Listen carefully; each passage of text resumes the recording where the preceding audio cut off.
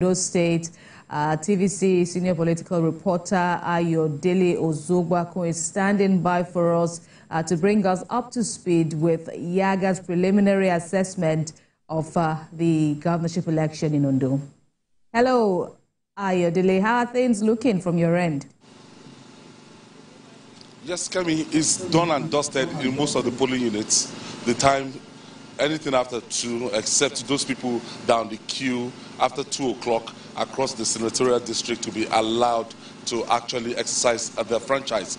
But we started our assessment of the whole exercise, and it's like the mid-term assessment, a post-mortem or midday assessment, so to say, as done by Yaga Africa. I have the executive director of Yaga Africa with me, administration, Mbamalu. Yes, thank you. From what you read out today, and let's start from the promptness of the Haddock staff. Well, I think first, we've seen like an improvement from what we had in Edo when it came to the deployment of officials, the early arrival at polling units, and our data did show that by 7:30 a.m. about 71% of polling units had officials. 71. Yes, of polling units had officials present already, and that's how we begin to track if process will start early, if they arrive on time, because ordinarily voting ought to start at 8:30, so they should be there at least from 1 hour ahead to set up, settle down and get ready for 8:30. And by 9:30 a.m., about 91% of polling units had opened that's for quite the impressive. 91. Well, yes, that's quite impressive, because 91 is, almost an A if you're writing an exam. And if you think about that, it also shows that there's been some sort of improvement with the logistics planning for the state.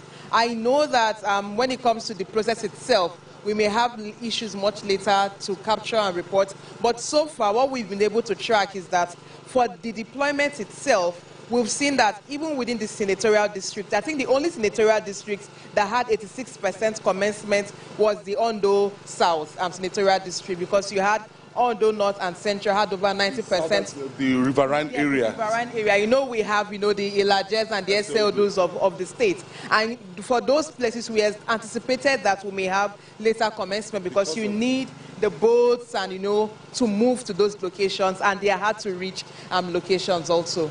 Now, when you look at, in terms of security, your assessment? Honestly, it's been relatively calm. At least TVC has been here on ground. That's also one of the things to celebrate media houses that come on ground to cover the elections. It's been relatively calm and peaceful. We saw security deployed. In fact, our data show that in every polling unit where we had observers, security officers were present in all polling units that we observed, which for us is progress, because, we always say when you see numbers reeled out, we want to also see them when we go to the field. That's one. So far, they've been professional. Throughout my movements, I did not have any sort of harassment or unnecessary questions. I know in Edo, at some point, they asked us to come down when it was raining, asking us questions, even though we had our tags, overzealous, and non-professional officers that we met in some locations. But in Ondo, at least the locations I moved around, we did not have any of those kinds of experiences. And our observers so far have said, so far, the only major challenge we've gotten, reports on security, that is negative, is their lack of action when vote buying is happening. Because one thing we did observe is that in some locations, vote buying was going on from as high as 20,000 to 10,000 to 5,000. Oh, there are different locations. We had in Idore, in Ifedore. Ifedore. I'm trying to ensure that I'm pronouncing them. I know they've been laughing at me that my Igbo accent is taking over my pronunciation. We also had in Ileoluji. Yes, Ileoluji. We also had reports from Ileoluji, Ifedore, like I mentioned, where this was happening. And interestingly, it was not just one party, both the APC and PDP, where party agents were dispersing this cash. Some people were even complaining that they were promised a larger amount, some voters, and then they were paid a lesser amount. So you can imagine it's become quite embarrassing that even voters now feel the need to complain. They don't even think it's an electoral offense to come and complain to farmers, to come and say, oh, they promised us 10,000 and they're giving us 5,000. That is cheating. But I think for me, it's a bigger question to our political class. And that is, what is the quality of our elections? do they see their emergence in elections as a legitimate process, or do they see it as a process that has been bought or purchased? Because if you're winning elections, but you're winning because you bought votes, and it also borders on your legitimacy. And I think for the political class, honestly, we cannot make votes buying a permanent feature in our elections. We need to stop that attitude and provide quality governance, because when there's quality governance, where the economic process is better, we would not have voters looking for how to sell their vote. Because some voters will tell you they are hungry. This is where they will get their daily meal. And after elections, you don't see politicians. So for them, let me get what I can get now, because once election is over, you don't see them, which is wrong, because you need that representation in government. And I hope vote buying stops. But we hope that they start making arrests. We only got some reports. DSS made some arrests. But we want to see a lot more arrests. Once you arrest and prosecute, it will deter those kind of character. I know it might be too early, but ultimately, from what you are seeing across the polling units you've visited and your agents you've spoken to, 1.7 million registered people with their PVC and everything. Yes. What you've seen till now, how would you assess the turnout? Honestly, it's quite worrying. So far, we're projecting we would observe or witness low turnouts because, you know, there are some polling units, if we think about when we were here in 2016, and some polling units that you know that when you come, you see the numbers, you know, you see numbers. And today you're going to those polling units, the numbers of voters did not reduce, but you're not seeing that kind of, you know, crowding that you would see before. And I think we cannot call on the numbers now, but honestly, from what we've seen, we're expecting to experience low turnouts, which is not lower than, yes, because 4 years ago we had about 36%. Before we had 34%, so it's been increasing. 2016, decreasing, sorry, it's been decreasing. Yeah, because we had 38% in 2012, and then 35, and then 32 in the last 2020 elections. Now we're not sure what it would be, and I would be grateful if we have 30%. I would be happy if we do, but because 30% of 1.7 million people. Yes, of 1.7 million, and you know, in the pre-election space, we did engage voters at different levels, at different local government area. There was this lack of enthusiasm. So, and I think there are three factors here. First, you have people who have lost faith and trust in the electoral process as a legitimate process of delivering quality leadership. And so for them, why vote? My vote has not translated to anything positive. That's one angle of lack of trust in the electoral process. The other is a lack of trust in the process giving them what they want, in the sense that they do not believe that if their votes will truly count.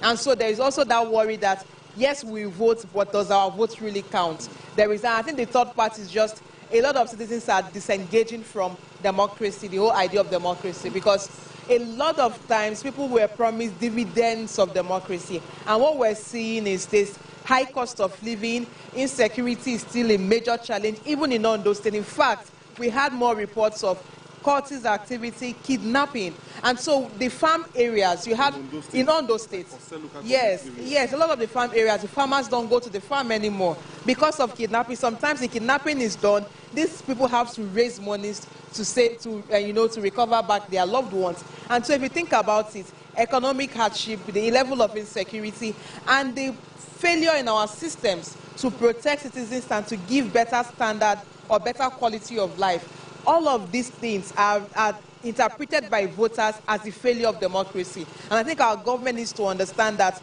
people lose faith in democracy when their lives do not get better. But when they see governance, delivering quality leadership and meeting their personal needs, then they will have trust in democracy. And so for Nigeria, for our political class, if we want democracy to be sustained in this country and to be supported, we need to have governments deliver on their promises, provide security, and meet the welfare of the people. Nigerians honestly are going through a lot, Ayo. And so sometimes you don't blame them for disengaging and questioning, why should I go under the sun or go in the sun to vote when this is not changing my life? And I think that is a bigger question that is affecting citizens' enthusiasm when it comes to engaging the electoral process. Now, talking about the technology deployed, now we are going to be tracking what INEC will be doing. We are going to be looking at the improvement in the Beavers area. We are going to be looking at the improvement in, upload of the results on IREV. Yes. Do you think INEC, they put enough things in place that by now, after the exercise, maybe by 4 p.m., we'll start visiting the websites? Well, INEC had promised us from the mock accreditation, INEC had a mock accreditation last week, that one, the Beavers would be used and that the results portal would also be used. We did observe deployment of Beavers, at least for every polling unit we went to, the Beavers was deployed. Later would give... Worked well. Yes, it worked reasonably. And there were few locations where there were problems, and the RATEX, the tech support, also provided support to address that. And some locations had more than one Beavers as a substitute. Now, the other part is the upload. Now, so far, Beavers has reasonably functioned optimally in most elections. Where we've had more challenges, the result upload on the INEC result viewing portal. And we're hoping that, as you said, we ought to start seeing results. Or once voting ends by 2:30 and counting is done, the results sheets for each polling unit ought to be uploaded. And so we will be observing that. Would also be on the IREV to see the pace of upload and the quality of the results. Because we saw the discrepancies during election. After election, what was uploaded ultimately was different from what we saw 2 days after. Yes. And they kept changing it. That's the challenge here, and it's about the oversight system built by Electoral Commission. One, INEC at the headquarters cannot sit at the headquarters and assume that everything will go on well. I think they need to strengthen that oversight system to ensure that the training or what is in the manual and guideline is part of what is used as training material for the officers deployed, and that each ad hoc official understands the process and the implication of their infraction or their decision not to follow the process. What we normally see, sometimes we have officials who either forget to upload the results or upload the wrong sheet. That's one. The second is when things are manipulated at the collation level. We saw that in Edo, we had more infractions at the results collation level. And so for this election, actually, we are also invoking the integrity test on the Electoral Commission. Why? First, when it comes to overvoting, we want to see that there is clear principle on application of the rule on cancellation of result as it relates to overvoting. This means that we don't want officials that act at their own discretion when it comes to overvoting at the collation, because that's where sometimes they start to change results. The second is in application of the rule on the computation of result, the collation process, that is professionalism on the part of INEC. The rule is votes are counted and the Form EC8A is completed at the polling unit. It moves to the ward level, and at the ward level they complete the Form EC8B, which is the result sheet for ward, and it's supposed to be a computation of results from the polling unit. Sometimes that computation is where there's a problem. So we need that level of professionalism at the collation level from the ward and then to the local government, from EC8C in local government, and then the state, EC8D. So a lot of times what we need to see is that professionalism and compliance to the rules from from the ward to the LGA and to the state. And we're hoping that this time around we would not have interference by security, because our reports in Edo also indicated that the LGA coalition, we had times where security interfered with the process. And that's why we said for these elections, they've been professional so far, that they will remain professional through the coalition process so that we will have something to celebrate. Comprehensive. Yes. Oh, thank you for a comprehensive report. Cynthia Mbamalu of Yaga Africa. I want to tell you that after this, we'll be taking you to the process compilation.